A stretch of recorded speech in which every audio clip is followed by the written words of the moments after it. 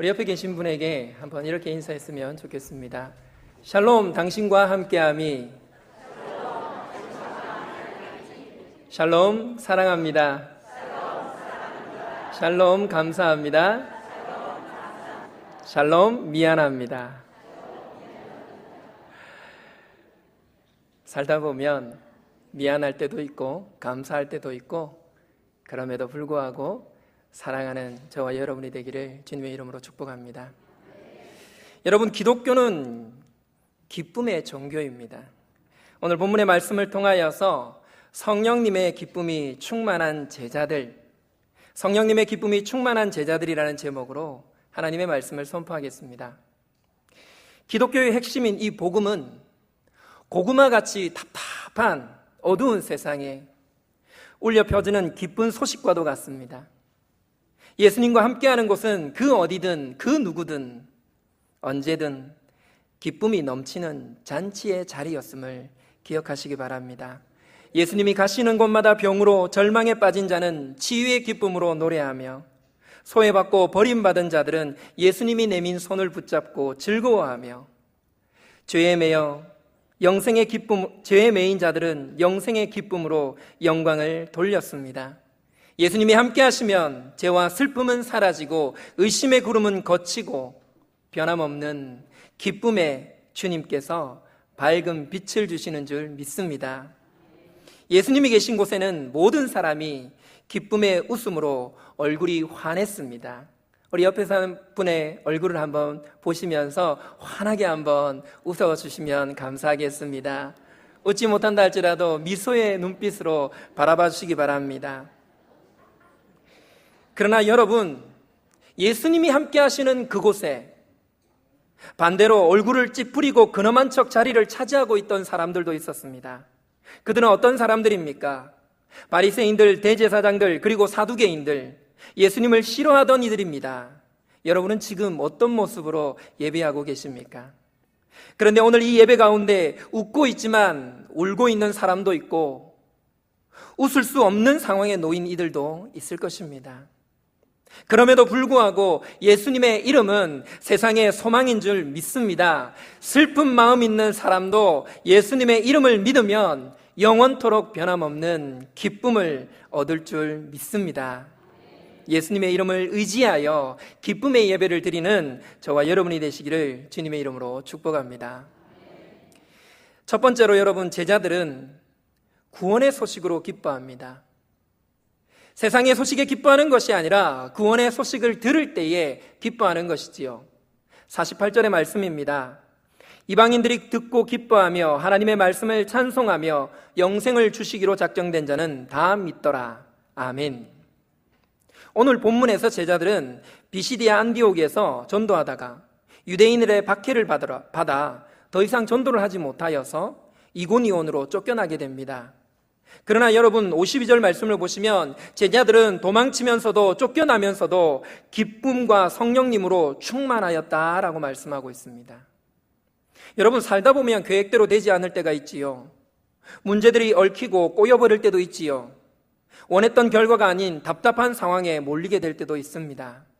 그럴 때면 일반적으로 우리는 방해를 받고 박해를 받아 쫓겨난다면 인상을 쓰고 원망이 충만해야 할 텐데, 오늘 제자들은 기뻐하며 주님의 길을 걸어갔습니다. 과연 어떻게 기뻐할 수 있었을까요? 오늘 그 비결이 바로 구원의 소식임을 함께 말씀을 통해서 나누고자 합니다.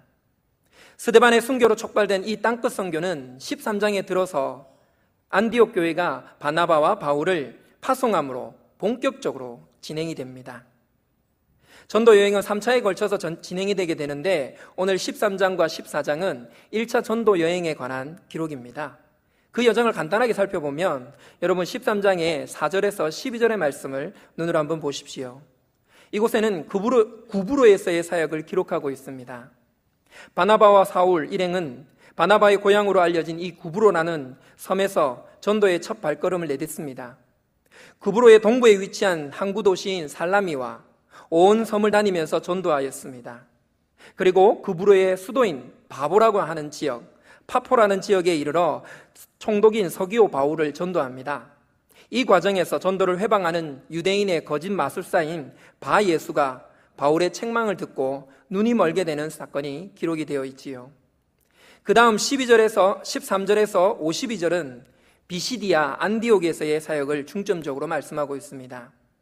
바로 이곳에서 바울은 유대인의 회당에서 그의 첫 번째 설교를 하게 됩니다.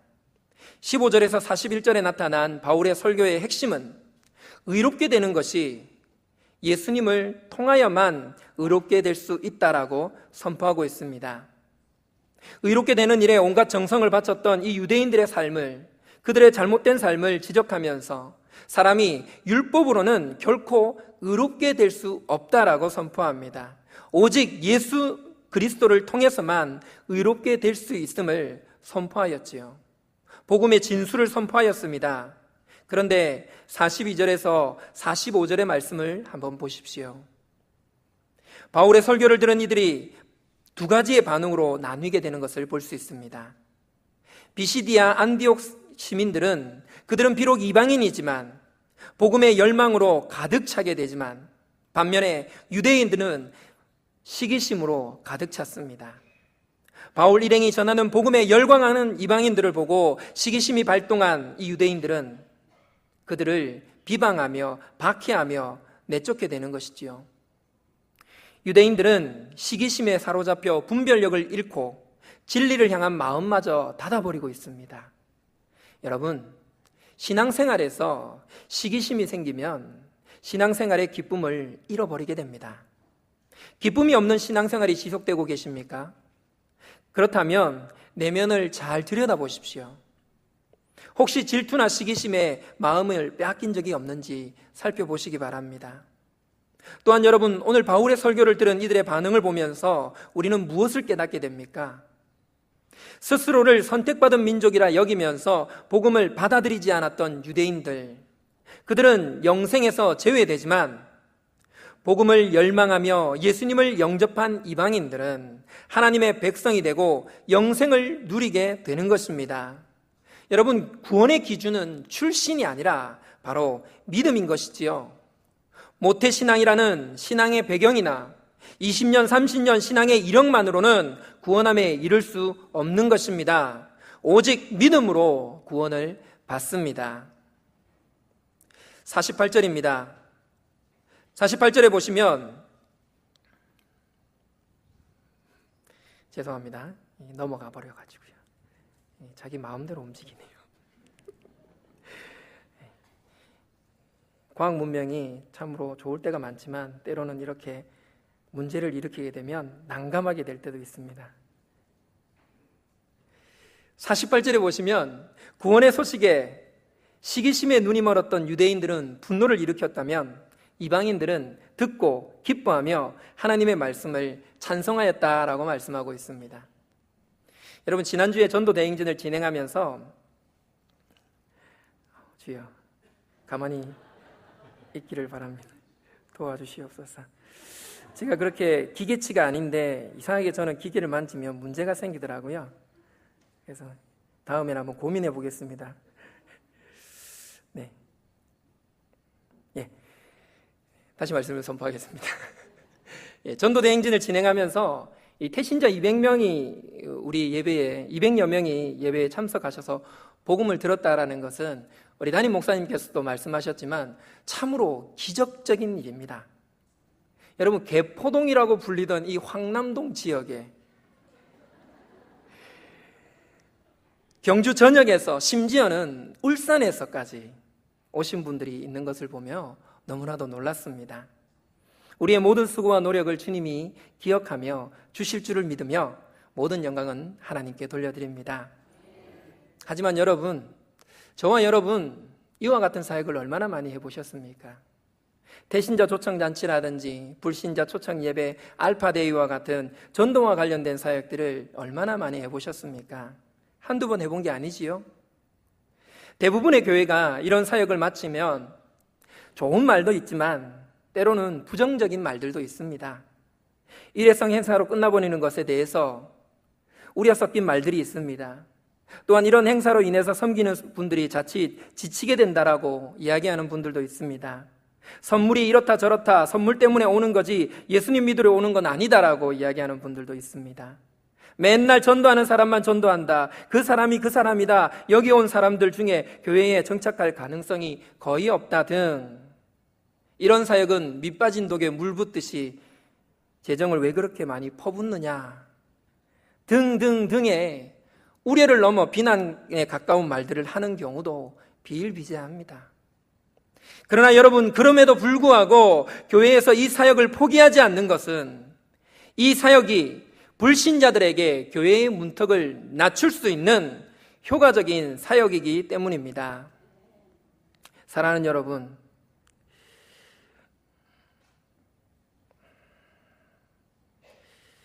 비록 일회성으로 행사성으로 사역이 끝난다 할지라도 이 사역을 통해서 단 한 영혼이라도 우리 교회에 연결이 되어 때가 되어 열매를 맺는다면, 아니 우리 교회가 아니라 다른 교회라 할지라도 그곳에서 열매가 맺혀지게 된다면 천하보다 귀한 한 영혼을 구원하는 존귀한 사역이 아니겠습니까?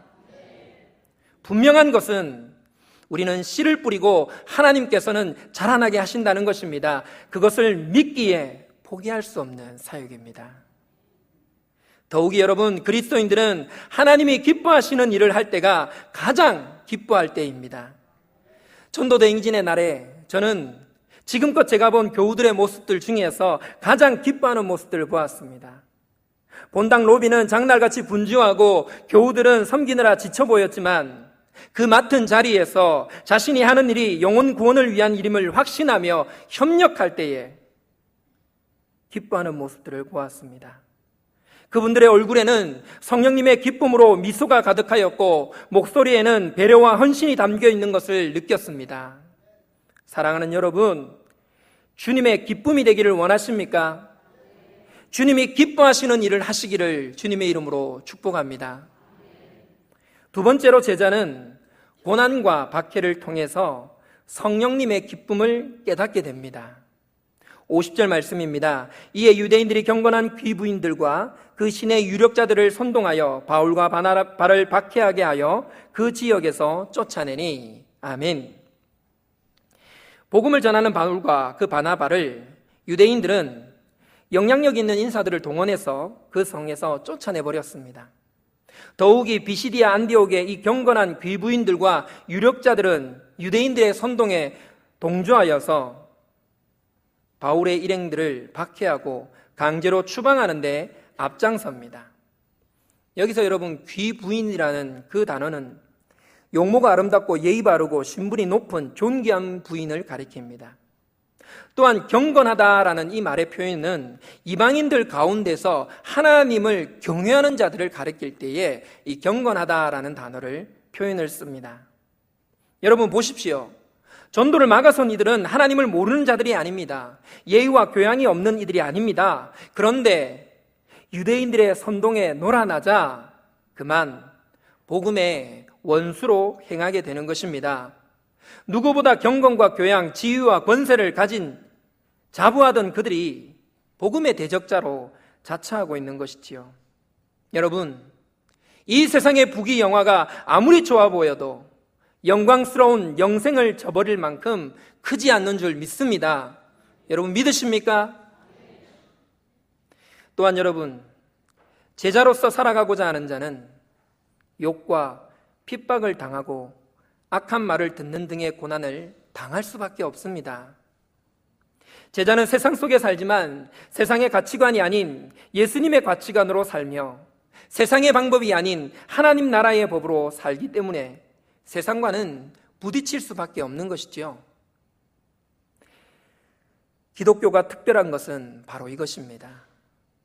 약육강식, 물질 만능, 유전무죄, 무전유죄, 빈익빈 부익부의 세상 속에서 은혜와 사랑, 자비와 공의, 생명과 영원을 바라보며 사는 것이 기독교인 것이지요.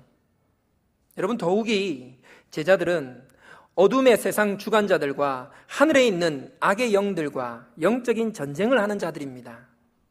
그러므로 지금까지 세상은 선지자들을 박해하며 죽이며 고난으로 실족하게 하려 하였습니다. 그러나 여러분, 예수님은 마태복음 5장 12절에서 오히려 박해를 받을 때에 하늘의 상으로 인하여 기뻐하고 즐거워하라고 말씀하셨습니다.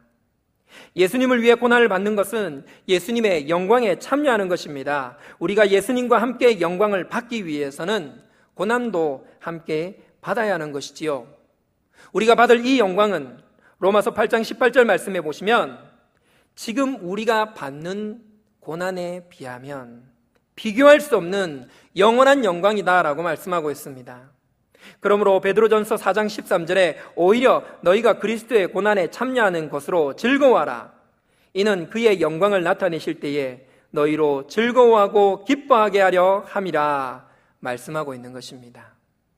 사랑하는 여러분, 성도는 고난과 박해를 통해서 예수님의 고난에 참여하는 것이며, 그리고 마지막 날에 기뻐 뛸 정도의 성령님의 기쁨이 약속되어 있기 때문에 박해를 즐거워하고 기뻐할 수 있는 것입니다. 더욱이 하나님은 박해받는 자들을 내버려 두지 않으십니다. 그들을 위로하시고 긍휼히 여겨주십니다. 이사야서 49장 13절입니다. 하늘이여 노래하라, 땅이여 기뻐하라, 산들이여 즐거워하라. 여호와께서 그의 백성을 위로하셨은즉 그의 고난당하는 자를 긍휼히 여기실 것임이라. 아멘. 무엇보다 저와 여러분에게 약속되어진 이 모든 약속의 말씀을 믿는 믿음 때문에 성도는, 제자는 고난과 박해 앞에서도 기뻐할 수 있는 것입니다. 오늘 본문에서 바울과 일행들은 박해로 그 지역을 떠나면서도, 쫓겨나면서도 성령님의 기쁨으로 충만하였습니다. 그리고 이 51절의 말씀을 보십시오. 두 사람 바울과 바나바는 그들을 향하여 그 발에 티끌을 털어버리고 이고니온으로 전도하러 갔습니다. 사랑하는 여러분, 고난과 박해 앞에서도 기뻐하며 계속해서 전도의 사명을 감당하는 여러분이 되기를 소망합니다. 고난과 박해를 통해서 예수님의 영광에 참여하는 약속을 붙들고 이 사명을 감당해 나가는 저와 여러분이 되기를 소망합니다. 여러분, 마지막으로 제자는 새로운 비전으로 기뻐합니다. 51절입니다. 다 같이 한번 읽겠습니다. 시작.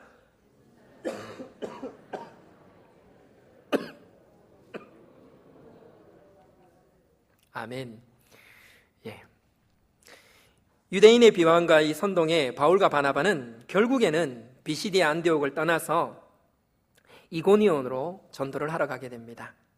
그들은 비록 그 지역에서 쫓겨났지만 포기해서 집으로 돌아가지 않고 47절의 말씀처럼 이방의 빛으로 소명을 잊지 않고 이고니온으로 다시 떠나게 됩니다.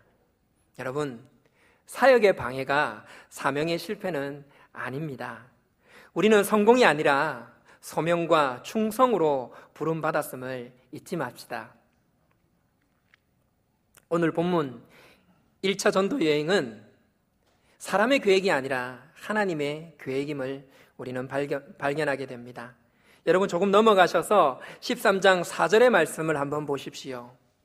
바울과 바나바가 1차 전도 여행을 떠나게 된 것, 그것은 바로 성령님의 보내심을 받았기 때문입니다.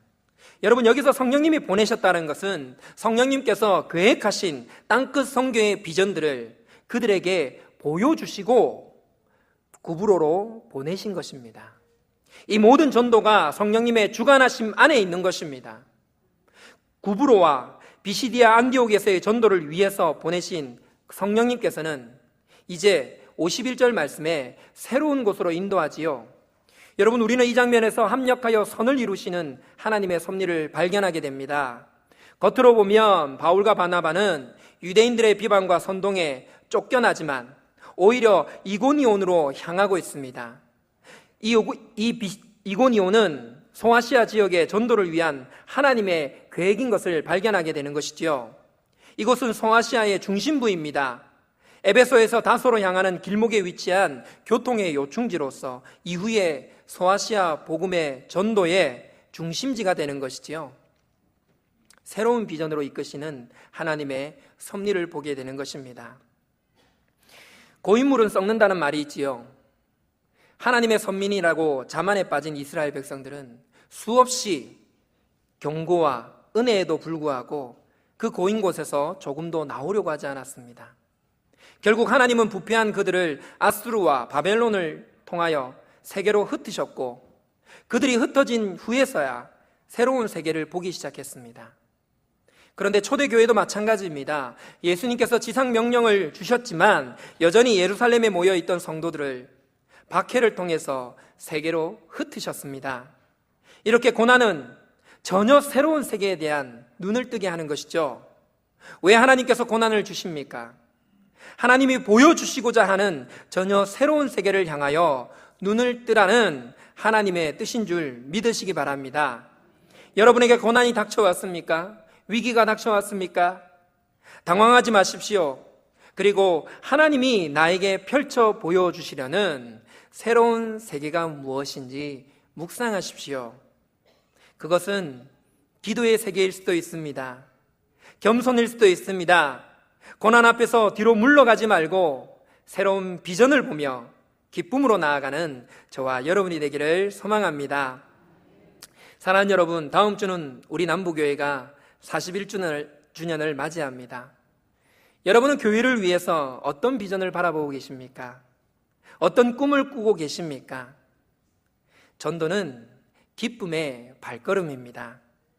사역으로 무거운 길이 아닌 바나바와 바울은 기쁨에 겨워 이 여정을 걸어갔다라고 52절에 말씀하고 있습니다. 물론 그 길이 항상 유쾌하지만은 않았지만 그들의 내면에는 성령님의 기쁨으로 충만한 여행이었던 것이지요. 저와 여러분, 성령님의 기쁨으로 충만하여 전도의 길을 걸읍시다. 구원의 소식을 전파하는 곳곳에 잃어버린 영혼들이 돌아오는 기쁨의 찬송이 울려 퍼질 것입니다. 또한 이 여정에는 때로는 고난과 박해가 있을 것입니다. 그러나 예수님의 고난에 참여하는 저와 여러분에게 하늘의 큰 상을 바라보며 또한 그 무엇과도 비교할 수 없는 큰 약속이, 영광이 약속되어 있다는 것을 믿으며 기쁨과 즐거움으로 이 길을 걸어가는 저와 여러분이 되기를 소망합니다.